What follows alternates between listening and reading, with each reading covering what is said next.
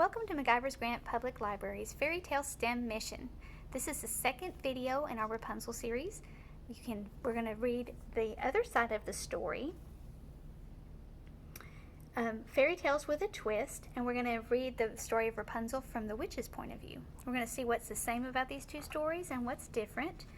At the end of this video and the video before, where we read Rapunzel, the classic Rapunzel, you can put in what was the same or what was the different from two of the stories, or you can say what you like the best about it in the comments, and you can earn a point towards your badge. So when we finish with Rapunzel, you'll be able to have earned 3 points towards your badge. This book is called Really, Rapunzel Needed a Haircut. The story of Rapunzel as told by Dame Gothel. This story is written by Jessica Gunderson and illustrated by Denis Alonso. Let me tell you, it's lonely being a witch. When folks find out what I am, they steer clear. I have no friends at all, not one. It's unfair, really. A sweet girl with beautiful hair once lived with me, and I used to have a fantastic garden. Neither the girl nor the plants cared one whit that I was a witch. My flowers bloomed bright and tall. My radishes were to die for. But sadly, I haven't seen the girl or my garden in a while. It all started when a neighbor tried to steal my radishes. Here's the witch. Let's see what happens. Here's how it went. My wife is going to have a baby, my neighbor stammered, and she craves your radishes. She swears if she doesn't eat them, she'll just die. Okay, I said, but what will you give me in return? I can get a pretty penny for these at the farmer's market, you know. But I have no money, not a single dime, he whined. Maybe I'll give you our baby? We can always have more, I guess. Of course, I agreed. A baby would be better than gold. It would cure my loneliness.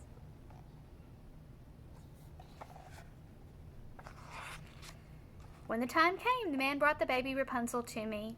I raised Rapunzel as my own daughter and gave her anything she wanted from my garden. Turnips, potatoes, berries, cucumbers. But you know what her favorite food was? Radishes. The girl had good taste. All those vegetables helped Rapunzel's hair grow long and red. She sang sweet songs as she helped me tend the garden. Look how long her hair is. It's also a different color than the other book, isn't it? The longer Rapunzel's hair grew, the more she loved it. She washed it and combed it and brushed it and braided it, and then she washed it again. You have no idea how much I spent on shampoo. One day, a group of neighbors gathered outside my garden. I heard them whispering, plotting, planning. This time, however, no one wanted to steal my radishes. Nope, they wanted to steal Rapunzel and use her hair for wigs.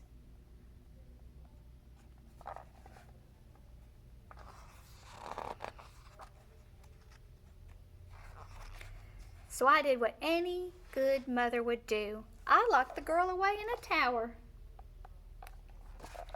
Rapunzel, let down your hair, I would call, and she would lean out the window and wrap her hair around a hook, and then I would climb up.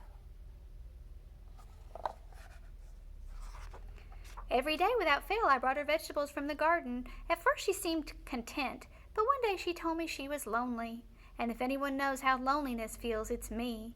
How can I help? I asked. Bring me every mirror you can find, Rapunzel said, then I can keep myself company.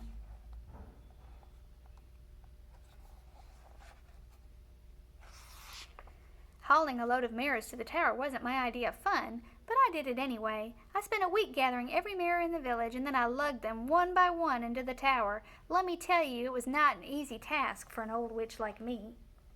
Thanks, Rapunzel said, but I don't need the mirrors anymore. I met a handsome prince, and he climbs up to visit me every day.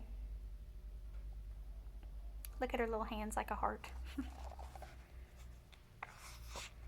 What? I roared, my voice rattling the windows and shattering the mirrors. He's going to steal you away.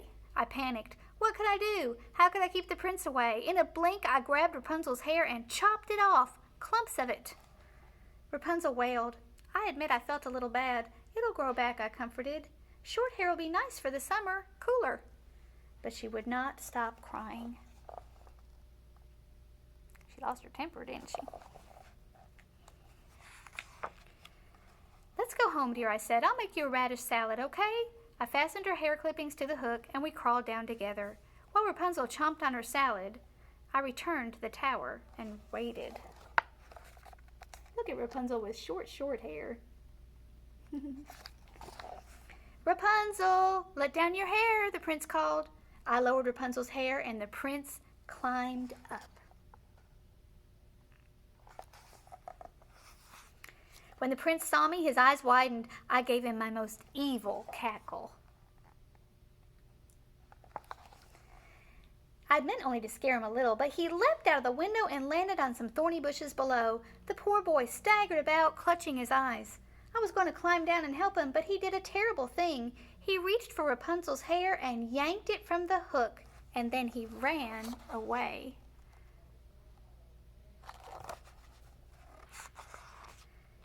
Since then, I've been trapped in this tower. I try to sing sweetly in hopes of rescue, but my voice is sour. I try to grow my hair long, but my split ends keep breaking off. Drat those mares for bringing me bad luck.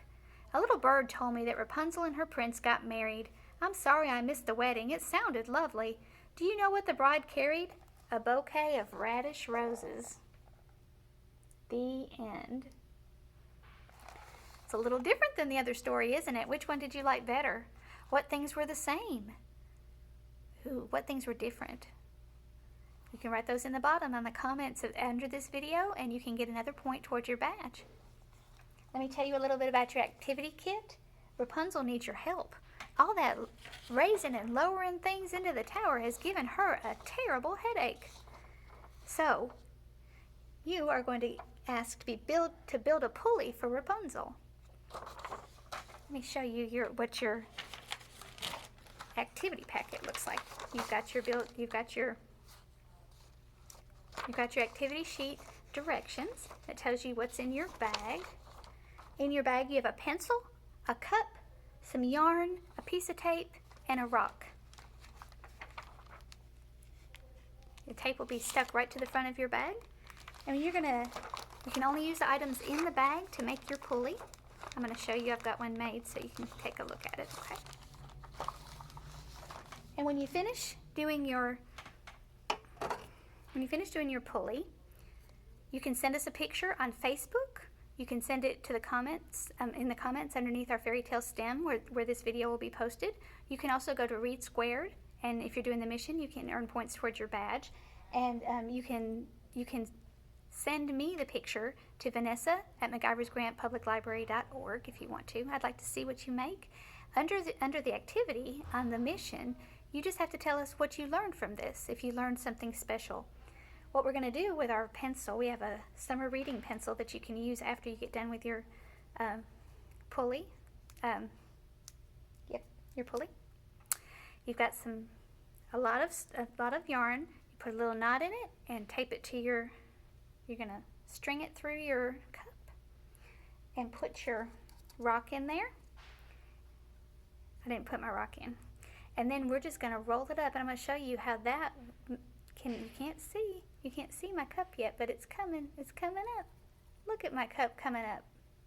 As I turn my pencil, my pulley comes up. See how my cup's kind of moving a little bit? It's a little bit crooked. If you had a heavy weight in there, it might turn. So you might want to make sure if your holes aren't even, you might want to change that so that it'll be good and sturdy, okay? You want to make sure, and then you can see what else you can use at your house, what else you can put in your cup and lower it and raise it.